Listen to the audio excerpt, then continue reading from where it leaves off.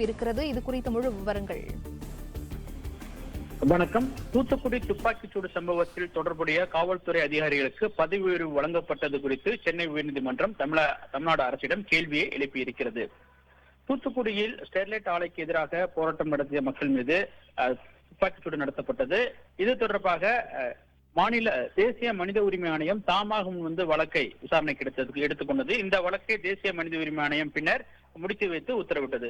இந்த உத்தரவை எதிர்த்து மனித உரிமை ஆர்வலர் ஹென்றி திபன் என்பவர் சென்னை உயர்நீதிமன்றத்தில் வழக்கு தொடர்ந்தார். இந்த வழக்கு நீதிபதிகள் எஸ் சுந்தர் மற்றும் செந்தில்குமார் ஆகியோர் அடங்கிய அமர்வில் இன்று விசாரணைக்கு வந்தது. அப்பொழுது மனுதாரர் ஹென்றி திபன் ஆஜராகி துப்பாக்கிச்சூட்டில் உயிரிழந்தவர்களுக்கு வழங்கப்பட்ட இழப்பீடு தொகையை அதிகரிக்க வேண்டும் என மனித உரிமை ஆணையமும் நீதிபதி அருணா ஜெகதீசன் ஆணையமும் அரசுக்கு பரிந்துரைத்திருப்பதை சுட்டிக்காட்டினார்.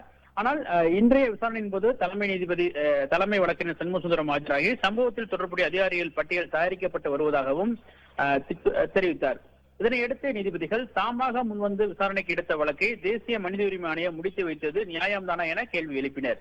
மேலும் இழப்பீடு வழங்க உத்தரவிட்டதுடன் மனித உரிமை ஆணையத்தினுடைய பணி முடிந்துவிடவில்லை எனவும் சம்பந்தப்பட்டவர்களை அடையாளம் கண்டு இழப்பீட்டை அவர்களிடமிருந்து வசூலிக்க வேண்டும் எனவும் மனித உரிமை ஆணைய உத்தரவிற்கு எதிராக உத்தரவு பிறப்பிப்பதாக இருந்தால் சம்பந்தப்பட்ட அதிகாரிகள் தரப்பையும் கேட்க வேண்டும் எனவும் நீதிபதிகள் தங்களுடைய கருத்தை தெரிவித்தனர். மேலும் துப்பாக்கிச்சூடு சம்பவத்தில் தொடர்புடைய மனித உரிமை மீறலில் ஈடுபட்ட அதிகாரிகளுக்கு பதவி உயர்வு வழங்கப்பட்டுள்ளது குறித்து கேள்வி எழுப்பிய நீதிபதிகள் இந்த வழக்கில் சம்பந்தப்பட்ட அதிகாரிகளையும் இணைத்து மனு தாக்கல் செய்யும்படி மனுதாரருக்கு உத்தரவிட்ட நீதிபதிகள் விசாரணையை ஜனவரி 19ஆம் தேதிக்கு தள்ளி வைத்து உத்தரவிட்டுள்ளனர்.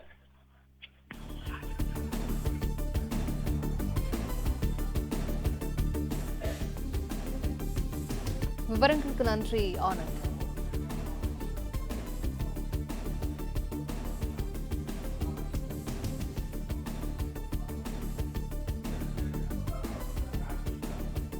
விளம்பர இடைவேளைக்கு பிறகு மேலும் பல செய்திகளை பார்க்கலாம். தொடர்ந்து இணைந்திருங்கள் பாலிமர் செய்திகளோடு.